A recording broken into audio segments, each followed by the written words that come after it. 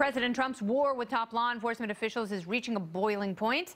The president tweeted just this morning, "Much of the bad blood with Russia is caused by the fake and corrupt Russia investigation headed up by the all-Democrat loyalists or people that worked for Obama.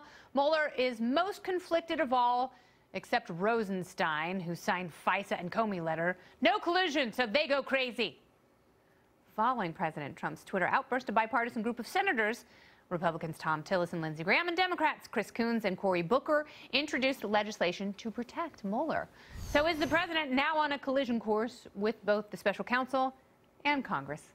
Let me go to my locked and loaded party panel tonight. She's an attorney and executive director of the Lawfare Project. Brooke Goldstein is here, along with former State Department spokesperson and Fox News contributor Marie Harf, and host of the Jamie Weinstein Show podcast, the one and only Jamie Weinstein. Welcome, everyone. Hello. Hi. So obviously, the president is angry about the Cohen raid. He feels emboldened that he's a subject and not a target of the Mueller investigation, and he's got a huge distraction going on in Syria. Do all of those things add up to Bob Mueller should be fired? I hope not, for the president's sake. I mean, emboldened's one word, unhinged is another. The tweets that were coming, the tweets coming out seem a little worrisome in the sense that maybe he's not thinking rationally right now. The reality is that let Bob Mueller do his job.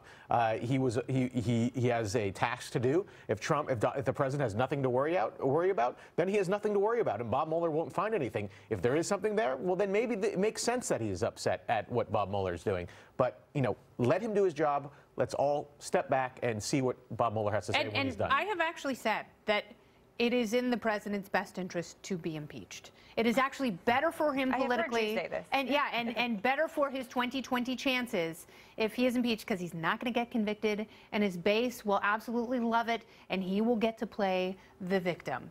Do you think that he is going to pull the trigger and fire Bob Mueller? I really hope not. But I long ago gave up saying I didn't think Donald Trump would do things because they seem irrational, right? He is furious.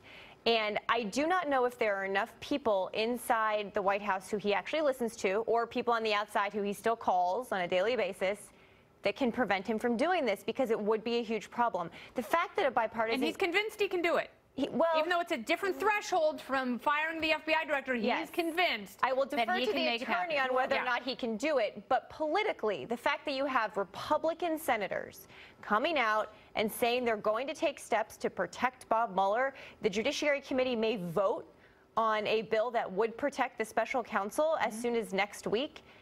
This is getting serious, and while he's looking at Syria, like, he needs to take a step back. He has serious things going on. Yeah, I mean, not to mention North Korea. So, and it's still a question that the president's detractors and supporters wrestle with. Can he fire Bob Mueller? So what they're proposing now with the bipartisan legislation is that he cannot fire Mueller without cause.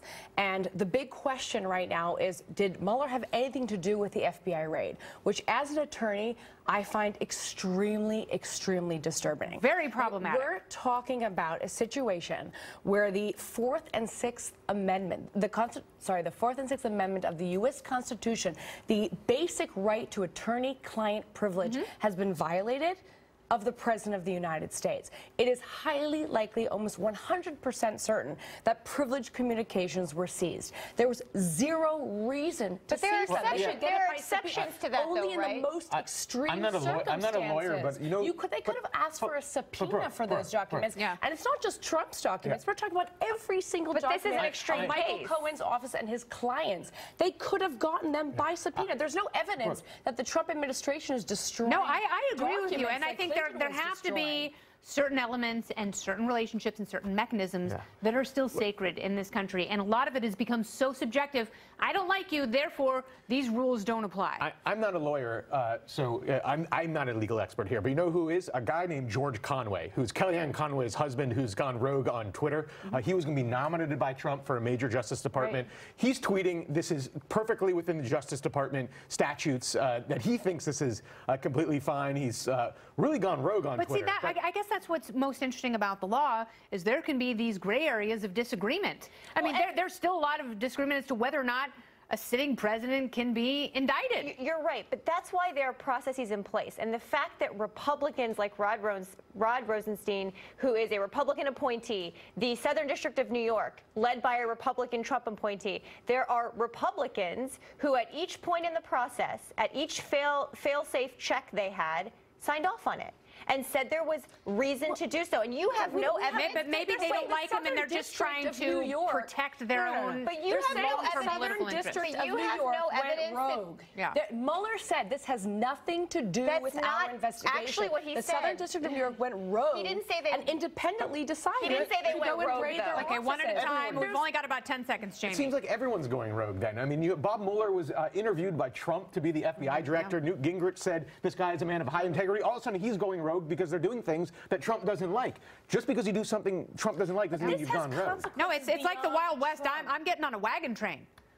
And I'm going panning for gold just because it seems like a great idea. If attorney-client privilege rights are not respected, then what hope do we as average Americans to have our constitutional rights respected? There are exceptions to attorney-client privilege. There are also exceptions. You don't have any evidence that that's true. We are up against time constraints. The party panel will return